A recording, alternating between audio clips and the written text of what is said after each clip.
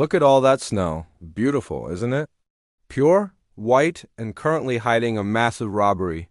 I know what you're thinking. It's January. The dog has lost his mind, and I'm staying inside where it's warm.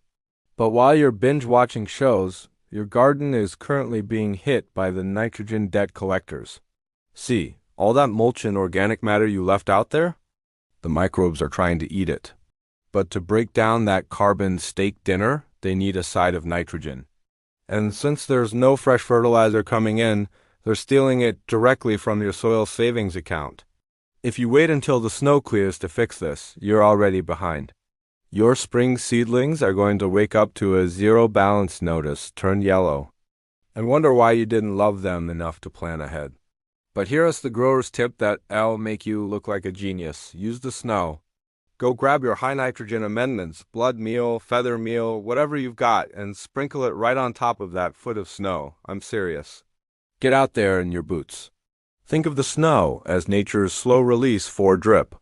As the sun hits it and it slowly melts, it carries those nutrients down at the perfect pace. No heavy spring rain washing your money into the neighbor's yard, just a slow, steady infusion of debt-paying goodness right into the root zone. By the time the ground thaws and the neighbors are just starting to buy their seeds, your microbes are finished with their work. The debt is paid. And your soil is basically a buffet waiting for a guest of honor. Don't let a little frozen water stop the hustle.